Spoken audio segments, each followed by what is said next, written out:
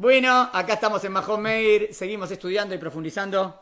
La Perashá es una Perashá muy grande, Perashat Vayera. Tema nuestro, Sedom Amorá, analizando cuál fue el pecado exacto de estas personas, de este pueblo, y por qué vino el castigo tan drástico. Y también el diálogo entre Abraham y Hashem, que es muy interesante, 650, 640.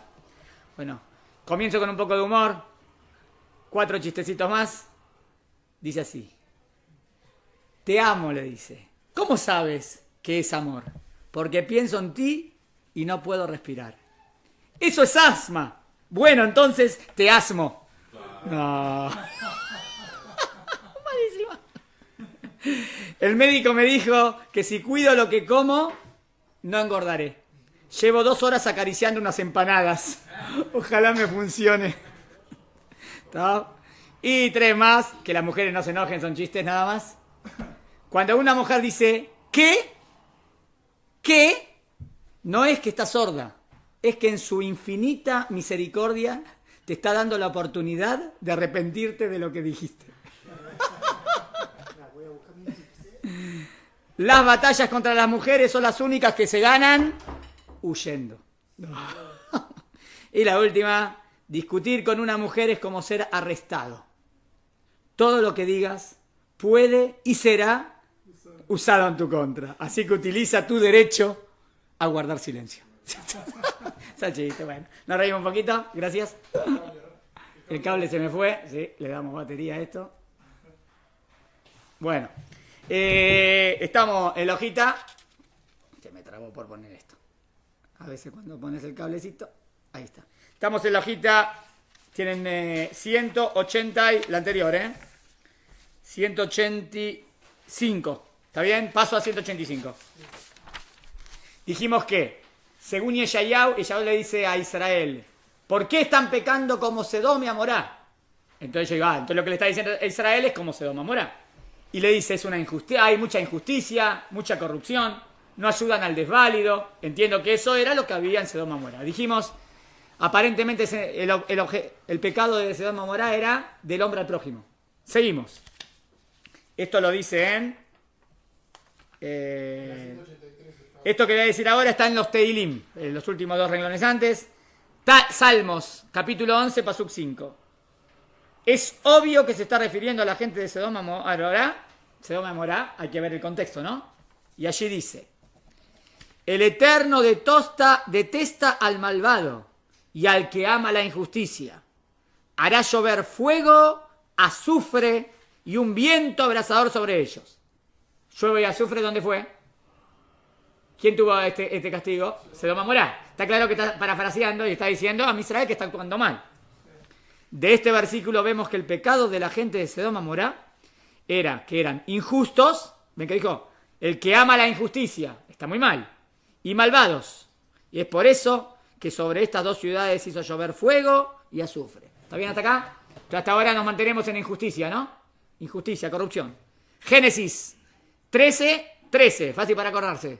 13. Cuando Lot se separa de Abraham, ya la Torá nos advierte que los habitantes de Sedom y Amorá eran gente malvada y además pecadores ante Hashem. ¿Se acuerdan cuando Lot dice, ¿qué lugar querés? Entonces Lot ve la comarca la semana pasada. Le gustó, es la parte del Yardén, que era muy lindo. No, como el Gan Eden, como el paraíso. Dice, y la gente de Sedom y Amorá era malvada y pecadores ante Hashem. Ya ahí lo acentúa. O sea que ya me está diciendo que cuando Lot elige esas ciudades para vivir, ya la gente era muy malvada. Entiendo que malvada se refiere a del hombre al prójimo.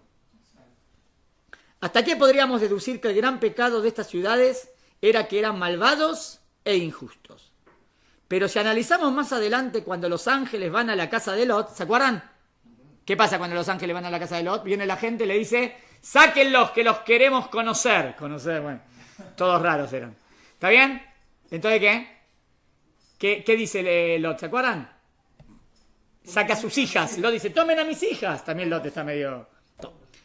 Vamos a ver. Pero si analizamos más adelante cuando los ángeles van a la casa de Lot, vemos que allí, además de la maldad de esa gente, que ni siquiera quería hospedar invitados, ¿no? Porque ¿por qué se enojó con Lot?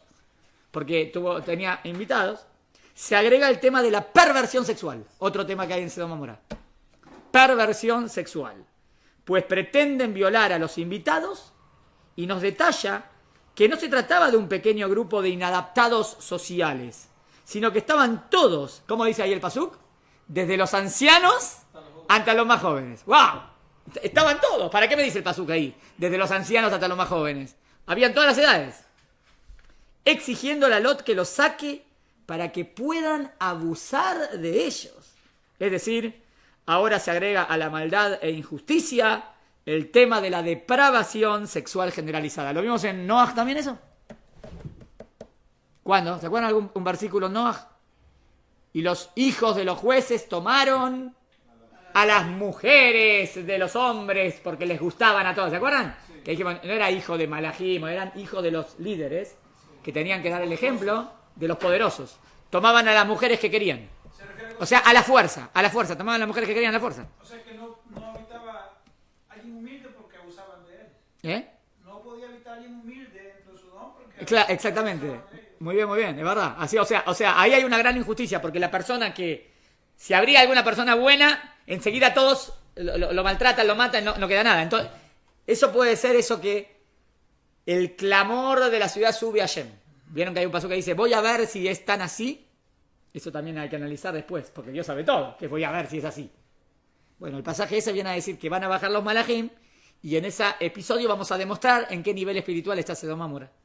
Está bueno el pirush, si lo agarraron rápidamente. Porque Dios no baja ni sube. Entonces, ¿qué voy a bajar a ver qué pasa? Si Dios ya sabe todo.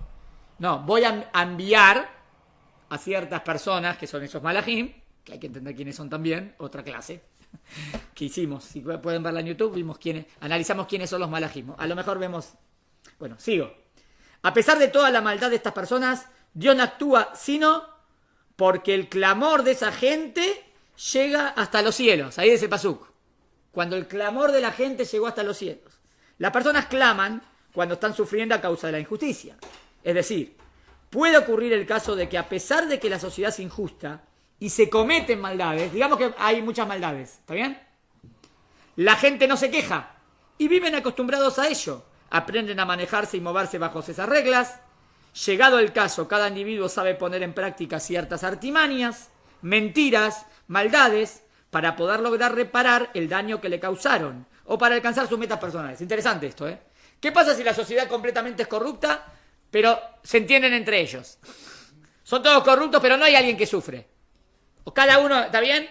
La pregunta es si Dios intervendría. ¿Entienden? Acá, ¿cómo dice el versículo? ¿Cuándo Dios intervino? Cuando subió el clamor. Si sube el clamor es que ahí hay una gran injusticia y hay alguien que está sufriendo. Si nadie está sufriendo, porque todos se arreglan en la corrupción, puede ser, no estoy hipotético, yo estoy analizando cómo Dios maneja el mundo, ¿está bien? Puede ser que ahí Dios no intervenga, pero en el momento que hay alguien que sufre, y no puede ser, ahí Dios interviene. Interesante, ¿no? Que Hashem escucha el llanto de la mujer. Exactamente, Dios escucha el llanto de los necesitados, o del huérfano, o de la viuda. Y si va a ser así, dice Dios, la voy a escuchar y voy a intervenir. Entonces, ¿pero qué entiendo de ahí? Que hay alguien que clama. O sea, ¿entendieron? Digamos que son todos corruptos y no hay nadie, y todos se matan entre ellos, pero no hay nadie que clama, no hay nada. No sé si Dios intervendría. Acá vemos que sí, hubo algo así, y por eso Dios intervino. ¿Está bien? Muy bien. En este caso, Dios no interviene en forma clara y descubierta. ¿Cómo interviene Dios, Pues entre ellos se arreglan y pueden convivir así. Pero cuando hay gente que es víctima de la situación y no la tolera, se niega a degradarse y poner en práctica artimañas y engaños, no se acostumbra a ese régimen, sufre y clama por ellos a Dios, entonces Dios interviene, tal como ocurrió en Sedom Amora. ¿Se entendió? Según esto, cuando hay una gran injusticia y mucho tiempo y es muy corrupta la sociedad, Dios interviene. No existe que Dios no interviene, ¿entendieron? La prueba de este accionar de Dios la encontramos en la Torá, cuando nos encomienda no oprimir a la viuda, al huérfano, ni al pobre, el puesto que dijiste recién. Pues si ellos claman a Dios, Él los escuchará, porque Hashem es misericordioso. Otro pasuk, Shemot, capítulo 3, pasuk 7, en donde dice que Dios escuchó el clamor del sufrimiento de los hijos de Israel. ¿Se acuerdan? Esto lo traemos en Pesaj. Dios escuchó el clamor de Am Israel. O sea, hubo clamor. Todos dicen ahí, ¿por qué Dios no intervino antes en el tema de Egipto? Porque todavía no vimos que Am Israel clamó. Cuando dice que Am Israel clamó, dice que Dios escuchó, recordó el pacto e intervino. Dios no se olvida de nada. Pero hacía falta que Am Israel haga algo. Cuando Am Israel hizo algo, Dios intervino. ¿Se entendió? La otra vez estuvimos analizando el tema del holocausto. Acá sería pregunta, ¿no? Buena pregunta. O sea, porque uno diría, pará, y acá fue una gran injusticia, murieron un montón de personas. Y la famosa pregunta, ¿dónde estuvo Dios? ¿No? Está bien. Ahora, sin entrar, de verdad, es pregunta, ¿está bien? Pero en primer lugar, Dios no hizo los campos de concentración. Los campos de concentración lo hicieron las personas. En segundo lugar, ¿qué diga? Para. Al fin y al cabo, la mayoría de Israel se salvó o no se salvó. 2/3 de Israel, o sea, querían aniquilar a todo Israel, ¿no? Pero Baruch Hashem, 2/3 de Israel se salvaron. Entonces también hay que ver cómo terminó la cosa, ¿no? ¿Entienden? Al fin y al cabo, Israel se salvó. Israel no desapareció. Dios prometió que Israel nunca va a desaparecer. ¿Está claro? Entonces, o sea, si en algún momento se para la guerra y después empiezan a perder, podés decir que hay cierta intervención, ¿entienden? La pregunta es ¿qué significa intervención? Cuando las fuerzas aliadas le ganan a los nazis, es verdad que hay libre albedrío, pero la pregunta es ¿qué llamas intervención de Dios? ¿Entienden? También hay. Baruch Hashem, Am Israel se salvó. ¿Eso es relacionado también con el clamor?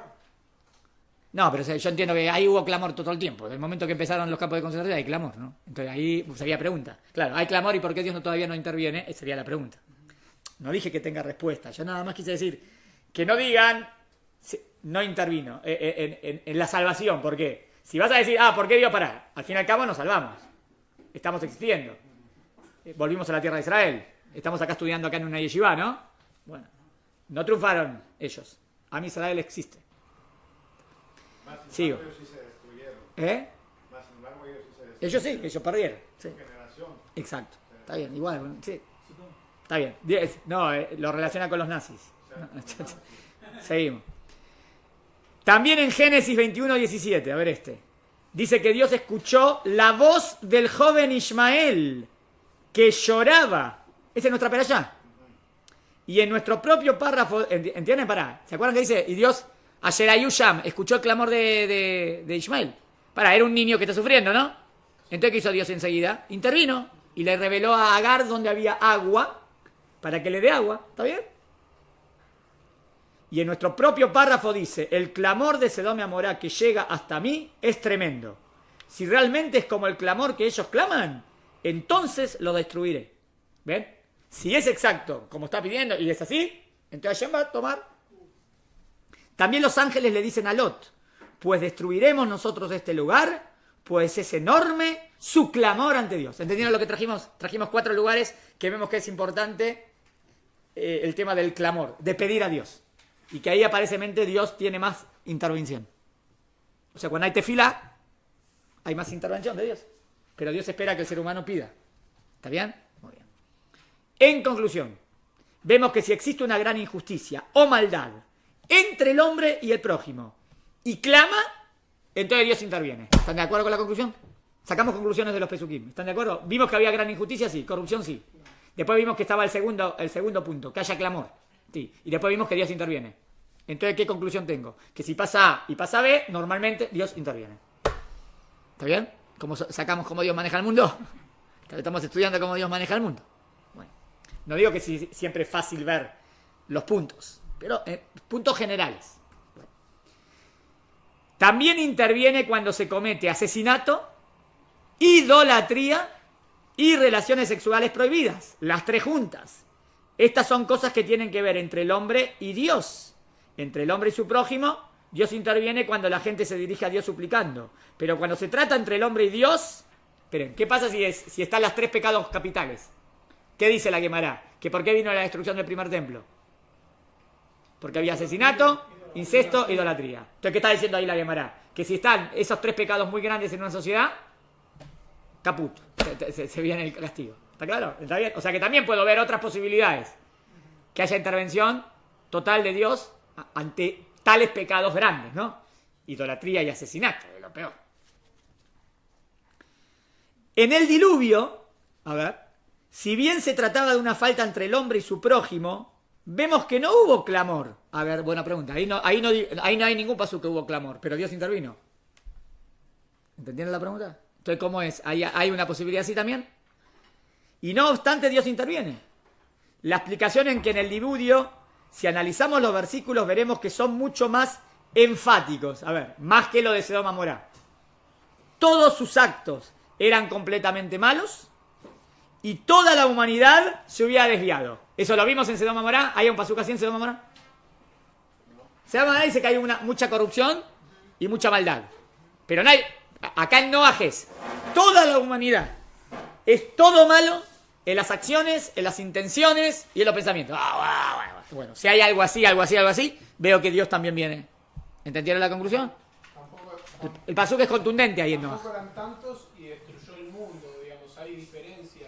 O sea, pero fue más fuerte el castigo. Sí. Por eso, entonces hay un nivel de que Dios... Menos gente también acá. No sé cuánta gente había, ¿no sabes? No por la cantidad en sí, Ah. sino porque, suponete, cualquier cosa, digo, hay 200 personas, pero 10 acá, 10 acá, 10 acá, 10 acá, son distintas, se comportan de distintas maneras, entonces, digamos, no va a Hashem a castigar a todas. Vos sé que es diferente si hay muchos lugares que si están todos más juntos. Bueno. Mi abogado fue selectivo, fue esta ciudad. Por eso, porque después voy a destruir el mundo. no, porque no está todo el mundo corrupto. Pero digo, es Bueno. una situación distinta. Ya sé, pero la pregunta era esta: si nosotros sacamos la conclusión que si del hombre al hombre, el hombre al prójimo es corrupto, ¿está bien? Y hay clamor, Dios interviene. Bueno, entonces yo digo, en el diluvio lo mismo, pero en el diluvio no hay ningún pasuk, llegó el clamor. Entonces hay otra posibilidad, hay una posibilidad que la corrupción sea total y Dios intervenga, sin clamor. Porque ahí no dice que hubo clamor y Dios intervino. Sí, pero la diferencia es que ahí los pesuquín que hablan de cuánto es la corrupción es más fuerte de la que dice acá en Sodoma y Gomorra. ¿Entendés? O sea, el pasuk que habla del pecado no es el mismo que habla acá. No, entonces yo puedo sacar una conclusión. Si la corrupción es total de todos, en todos los sentidos, en todos los campos, no hace falta clamor y Dios ya interviene. Chacata. Ahora, si la corrupción es muy grande, buena, pero no es total, depende. No dije que no hay ningún pensamiento bueno. Sí, pero hay mucho sufrimiento y hay mucho clamor. Dios interviene. Yo estoy sacando conclusiones de cómo Dios maneja el mundo según las circunstancias. ¿Entendieron? Lo que hay que eso está bien. Bueno, sigo. Es decir, que cuando todo el mundo está mal, entonces no hace falta el clamor. Dios actúa porque toda la humanidad está mal. Y no hay posibilidad de que florezca algo sano. ¿Por qué? Porque estaba todo malo. Es lo que dice en el único que era bueno era Noah. Y por eso Noah se salva. Entonces obra para darte un corte y dar la posibilidad de que comience la segunda hoja ahora. De que comience una sociedad sana. ¿Entendieron? Tiene sentido. Igual es verdad que en Sodoma y Gomorra sería parecido, pero en chiquito. En otras palabras, tenemos dos casos. Un caso de toda la humanidad entera y un caso de una ciudad. ¿Se acuerdan de un caso parecido que iba a pasar que una ciudad entera, otro pueblo entero se iba a destruir, pero al final dice no te Teyubá? Nínive. Nínive se iba a destruir Dios, pero hicieron Teyubá. Entonces se salvaron. O sea que iba a ser algo como Sodoma y Gomorra. No sé qué tipo de castigo iba a tener, pero Dios iba a destruir la ciudad.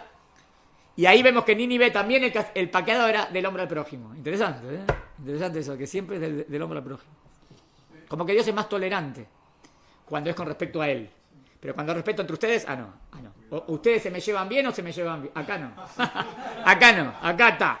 O sea, por un lado es misericordioso, porque si es contra Dios, está bien. Como que lo deja pasar.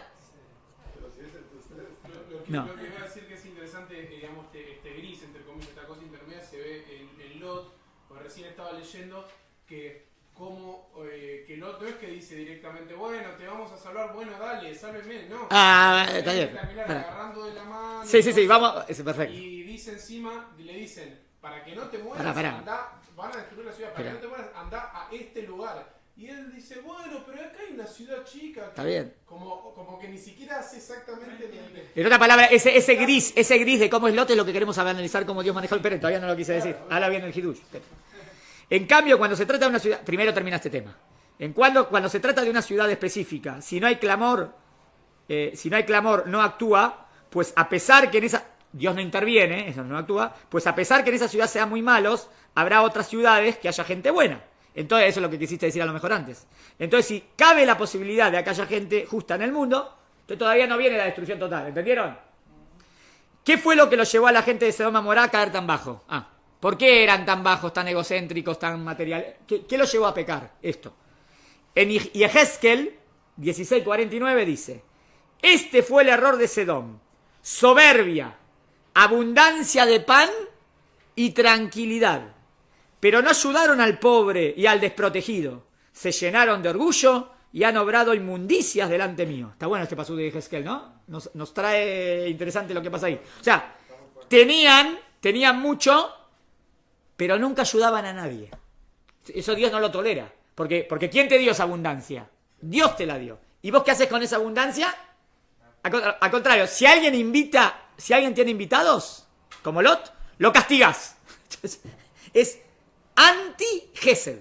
Gesed es ayudar. Y ellos castigan al que hace Gesed. ¿Y de dónde viene esa soberbia? Esa de tanto que tienen. Eran muy, muy materialistas. ¿Se acuerdan que dijo que era como el Gan Eden? Como el paraíso, o sea que era un lugar muy fértil, muy fructífero. También la Torá nos describe que todo el territorio de Sodoma y Gomorra era muy bonito y fértil, como el jardín de Dios. Este pasú también dijimos que es muy interesante. ¿Sacan alguna conclusión interesante de cómo el jardín de Dios? Acá sale algo muy interesante, ¿eh? Hay quienes quieren decir que el Gan Eden no existió, que es metafórico, que nunca existió. Entonces, ¿cómo dice el pasú? Como el jardín de Hashem. ¿Entendieron? Que no es metafórico. Existió el Gan Eden. Que ahora no sepamos dónde queda es otro tema. Pero existió el Gan Eden. Está la explicación simbólica y profunda del alma, perfecto. Pero a nivel literal, ¿existió un lugar así? Con muchos frutos. ¿Sí? Dice, ¿cómo? Si no, esto que dice, ¿cómo el jardín de Dios? ¿Qué jardín de Dios si no existe el jardín de Dios? ¿Cómo el jardín de Dios? Entre paréntesis fue lo que dije. Para los que quieren decir que el jardín de Dios no existió. Acá, knockout. Precisamente, eso fue lo que los destruyó. Pues les trajo mucha soberbia. Es decir, Dios les otorgó todo lo mejor. Tranquilidad, abundancia. Y el objetivo de todo ello era para que puedan alcanzar la perfección del ser humano. Pero ellos no solo que no se dedicaron a las cuestiones elevadas espirituales, crecimiento interior, sino que además se pervirtieron, es decir, lo utilizaron para hacer lo contrario del objetivo de Dios, o sea, lo contrario del bien, maldad, injusticia, perversión. Es por eso que Dios destruye todo, lo convierte en un valle de sal. ¿Qué tenemos ahí ahora? El Mar Muerto. Lo que antes era un mar de vida y abundancia, ahora es un mar muerto, desolado, pues un lugar así no merece que haya nada. Y de esta manera se convierte en un ejemplo para todos los seres humanos. Bueno, ahora voy al tema del diálogo. Abraham quiere saber cómo actúa Dios. 3 preguntas tiene Abraham. Miren qué interesantes las conclusiones ahora. 1. ¿Acaso es posible que el castigo de los malvados alcance también al justo y que sea destruido junto con los malvados? ¿Se entendió la primera pregunta? Pregunta de Abraham es, ¿puede ser que un tzadik caiga con el castigo del malvado o no? Porque él es tzadik. Segunda pregunta. Si hay 50 justos, ¿no se puede perdonar a toda la ciudad? ¿Entendieron la diferencia con la primera? En la primera preguntó si puede ser que un tzadik caiga. En la segunda preguntó, si hay un número mínimo, ¿puede ser que ese número mínimo salve a todos? ¿Entendió la pregunta? No es lo mismo, es que se salve el malvado por el tzadik. La otra es si puede ser que el tzadik caiga con el malvado. Y la tercera pregunta, ¿cómo funciona la providencia? Es imposible que no haya justicia. ¿Ven? Está bueno, ¿no? El desglose del texto. Hay tres preguntas filosóficas de cómo Dios maneja el mundo. Bueno. De la respuesta que Dios le da a Abraham vamos a aprender cómo es la justicia y la equidad de Dios. Vamos a ver. ¿A qué número mínimo llegó? 10. O sea que si hay 50 se salvaban. Sí, si hay 40, sí. Si hay hasta 10. Bueno. Si hay 10 justos en toda la región, entonces no destruye a toda la zona. Es decir, no mata a todos y convierte la zona en un desierto. ¿Qué aprendo de aquí? Si hay 10 se salvan todos. No, si hay 10 no se destruye la ciudad. ¿Qué aprendo de Dios? ¿Justicia o misericordia? Rahamín. Acá aprendo misericordia. Esto es misericordia porque por esos 10 se salva toda la comarca. ¿Está bien? Muy bien. Se salva que no la destruyan. Ahora habría que ver. ¿Y tampoco podría venir ningún castigo? Eso no dijo, ¿no? Dice el pasuk que se salva de que venga una destrucción total. También, esto también hay que explicar. Puede ser que no el castigo que merecerían es destrucción total, pero le manda un castigo menor, una enfermedad. Bueno, fue menor el castigo. Y también, sobre todo, Zehut. Mérito. Porque si leemos bien, sí. Bueno, no sé, será discutible, no sé, pero hay que ver si hasta Lot por su propio mérito, también por el mérito de Abraham. Eso quiero ver, espera, Salvó, te me adelantás. y Sí. también, Vamos a ver. o sea, por el mérito de que hay 50 justos. Tenemos que analizar si Lot se salvó por Lot o no, eso tenemos que ver, si Lot era tzadik o no, y si existe que un tzadik caiga con los malvados. Todavía no contesté. Voy a sacar conclusiones de los versículos. ¿Entendieron? Tienen como el desglose es sacar conclusiones de lo que... O sea, hasta ahora la conclusión fue del versículo. ¿Entendieron? El versículo dijo, si hay 10, la comarca no se destruye. ¿Qué aprendí? Entonces que si tenemos en un lugar 10 tzadikim, no viene destrucción total. Eso sí, eso es absoluto. Ya lo aprendí de la Torah. Pero si hay justicia. Aprendí cómo Dios maneja el mundo. Todavía no entendí por qué Dios salvan a todos. Pero no existe en una ciudad que hayan 10 tzadikim y que venga una destrucción a la ciudad. No existe eso. Eso es lo que aprendí si no que estoy aprendiendo el versículo. ¿Entendieron? Es lo que le dijo Dios a Abraham. Si hay 10, se salvan. O sea, ¿está bien? Eso es imposible. De lo que Dios le responde a Abraham, no podemos deducir en forma tajante que si hay menos de 10 justos, entonces es posible que el justo caiga a causa de los malvados. Buena pregunta ahora. Entonces si hay 9, no se salva. No se salvan todos. Pero ¿qué le pasa a esos 9? O a esos 7, o a ese 2, o a 2 o 1. ¿Entiendes la pregunta? Decimos acá, todavía no puedo deducir que seguro cae con el malvado. Vamos de a poquito. Pues puede haber otras variables. A ver cuál. Y Ezequiel, este pasuk también es bueno, 14, 13, 14. Cuando una tierra peca contra mí, desobedeciéndome, y yo extiéndome mano sobre ella, miren lo que dice acá, si se hallan en esa ciudad justos como Noah, Daniel y Job, solo ellos por su justicia salvarán sus propias vidas. ¿Qué aprendo de este pasuk? El pasuk me dice así, es una corrupción total, y ahí hay un tzadik como Daniel. Daniel se salva. Es lo que dice acá el pasuk, ¿no? De este pasuk puedo aprender entonces que si hay 3 o hay 1, ¿siempre se salva? ¿Siempre? ¿Qué dijo el pasuk? El mismo nivel de Noah, Job o Daniel. Entonces ahora ya aprendo algo nuevo. ¿Qué aprendo algo nuevo? Hay 3. Que si es Noah o Daniel, si es en el nivel de Noah, se salva. Si no es en el nivel de Noah, ¿qué aprendo? Que aparente no se salva. Pero miren qué interesante. No merece el castigo totalmente, pero tampoco es un tzadik total. Entonces puede ser que caiga con el pecado de los malvados. ¿Entienden la conclusión? A ver, seguimos. De aquí vemos que a pesar de que hay menos de 10, los justos que están en la ciudad, que será aniquilada, no son destruidos justo con los malvados. Noah, Daniel y Job. Sino que solo ellos, a causa de su justicia, se salvan. Y los malvados mueren. ¿Está bien hasta acá?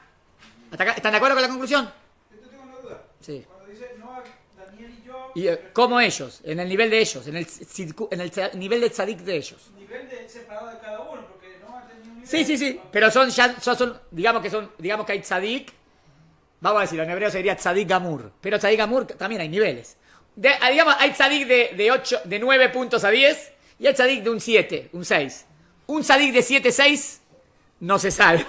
Un tzadik de un 9, de un 10 se salva. ¿Entendieron? O sea que si viene una destrucción total, para que tengas una protección total tenés que estar en un nivel, como el ejemplo de Abraham Avinu. Lo tiraron al fuego y no se quemó. Bueno, o los amigos de Daniel, los tiran al fuego y no se queman. O Daniel, que el león no se lo come. Pero eso porque estás en el nivel de Daniel. A lo mejor si estamos en un nivel tzadik, no malvado, pero tampoco no son malvados, pero tampoco sos wow. A lo mejor sí. ¿Entendieron la conclusión? Por otro lado vemos, esto es lo que dijiste vos de Lot, a ver. Que los ángeles le dicen a Lot que si no se va de la ciudad, entonces es factible que él sea destruido por el pecado de la ciudad. Presta atención. Si Lot no se va de la ciudad, él es destruido por el pecado de la ciudad. ¿Lot tiene el pecado de la ciudad? ¿Lot es pecador como en la ciudad? No es pecador como en la ciudad. Tampoco digo que sea wow, pero no es pecador como en la ciudad. ¿Está bien? Entonces, si Lot no se va de la ciudad, muere. ¿Por qué? Por el pecado de la ciudad. Entonces, ¿qué veo aquí? Que existe la posibilidad. Existe la posibilidad que yo no merezca el castigo total. ¿Está bien?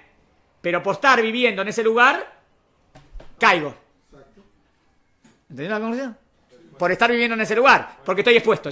¿Por qué estoy expuesto? Porque toda sociedad es corrupta. Y en una sociedad corrupta estás expuesto. No, pero yo no me lo merezco.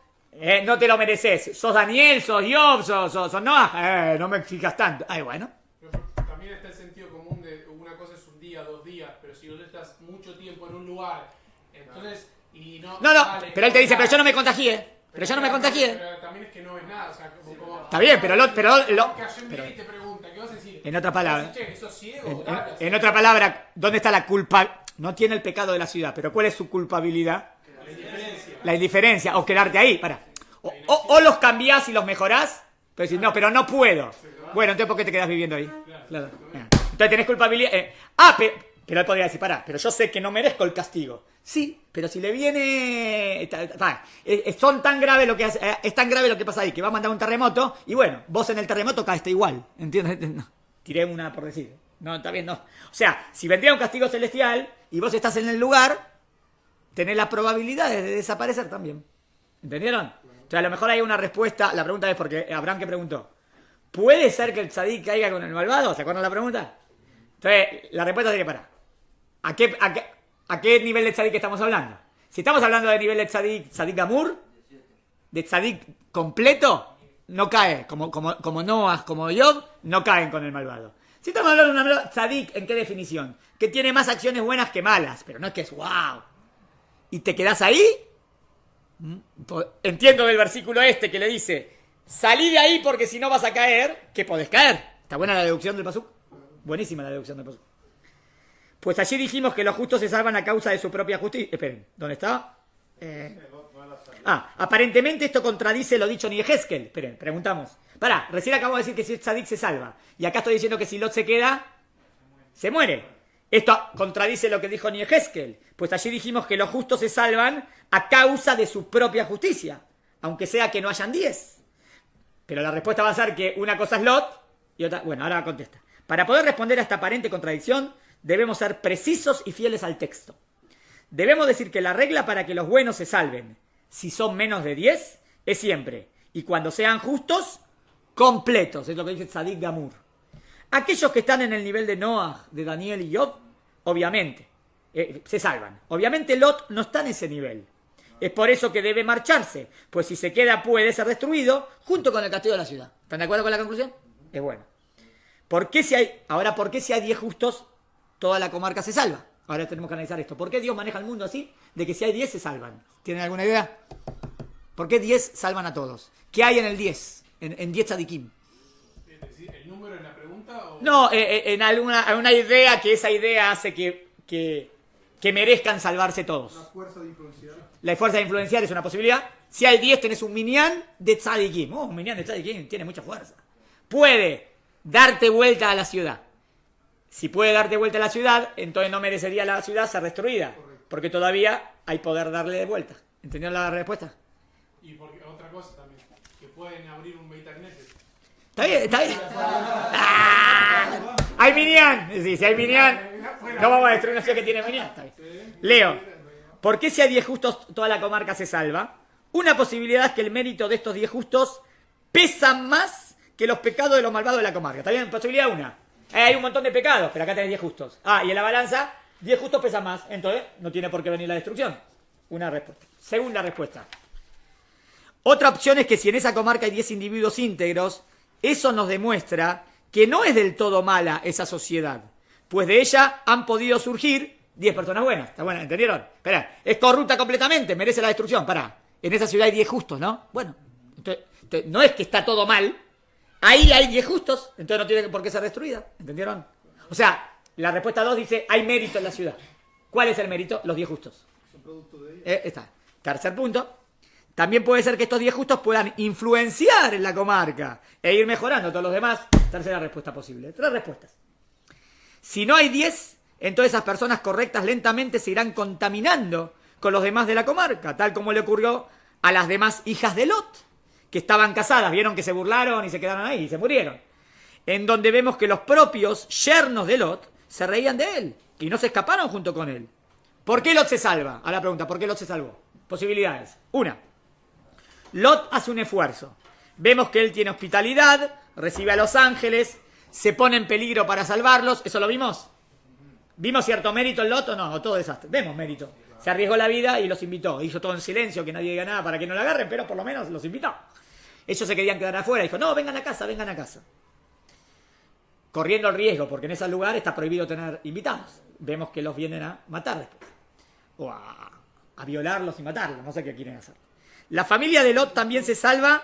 ¿Por qué se salva la familia? Porque si ellos mueren, puede ser, eso también haría sufrir a Lot. Yo no sé si hay sejut en las hijas de Lot. Pero las hijas de Lot se salvarían un poco por Lot.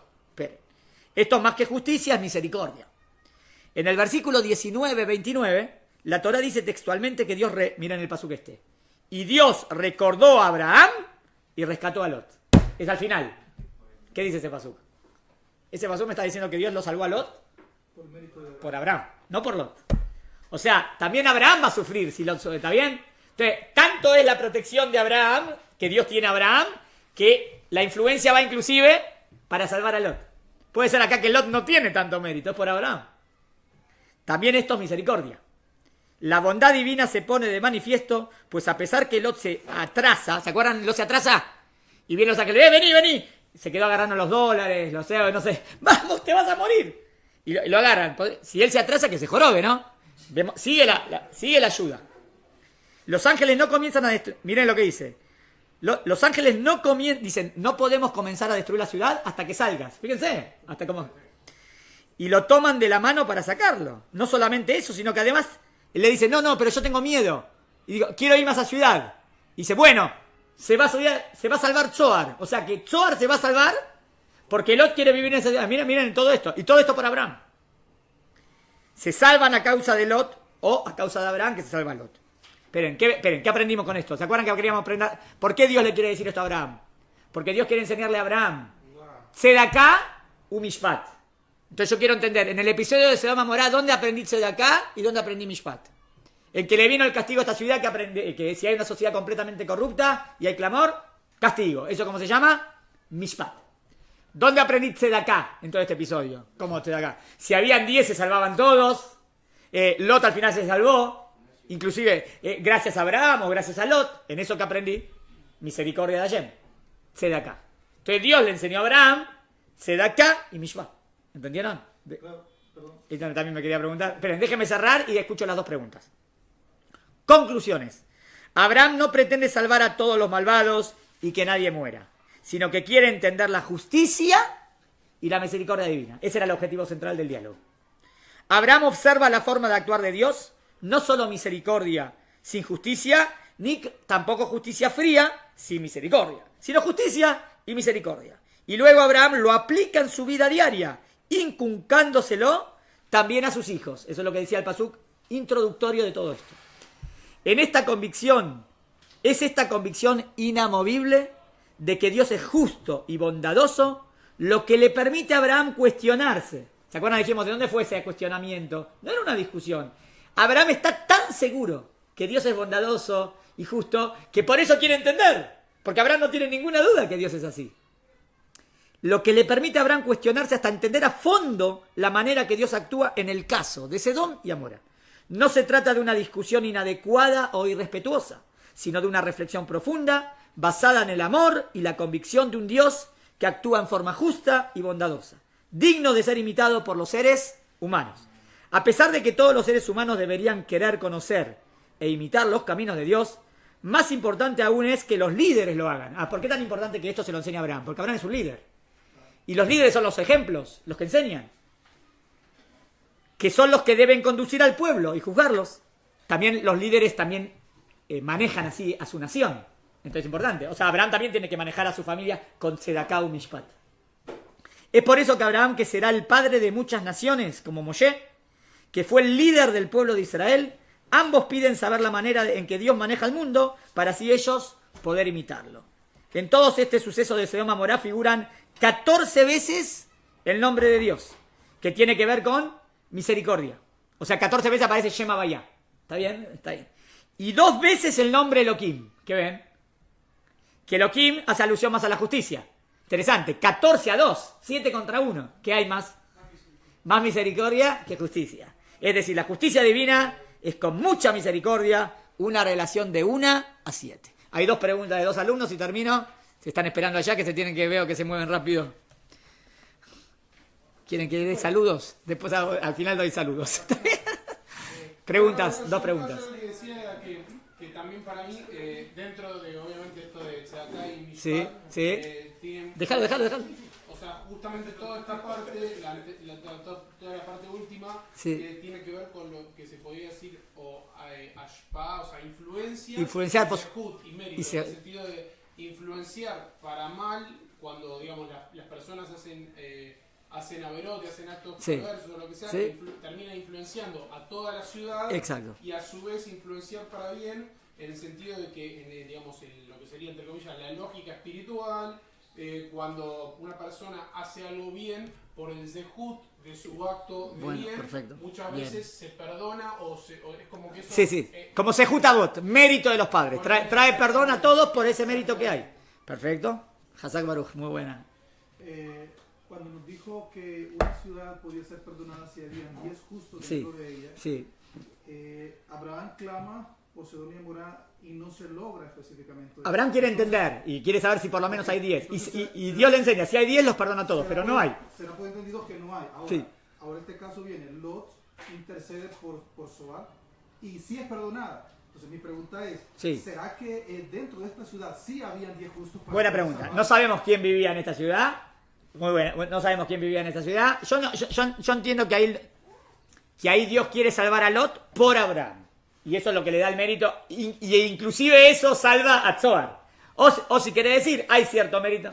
Porque en Lot no vi tanto. A mí me parece que el tema fue que por Abraham. Porque dice, y Dios recordó a Abraham y salvó a Lot. O sea que, obvio, Lot no es un rayá. No merecería el castigo, pero tampoco es un super tzadik. Y Dios lo salva por Abraham. No, es interesante. La ciudad de Zohar, hay que ver si quién vivía ahí o que había gente, porque después él se va a vivir a una cueva igual. Él tiene tanto miedo que se mete en la cueva. Por eso después piensa que murieron todos y no hay nadie. Pero bueno, entiendo que si va a una ciudad de Zohar, que en esa ciudad tiene que haber viviendo alguien. Si no, ¿quién está en Zohar? Entonces, interesante. Puede ser que otras personas se salvaron. No entiendo. A mí me parece que acá, vamos a decir así, la conclusión sería esta. El mérito de Abraham es tal,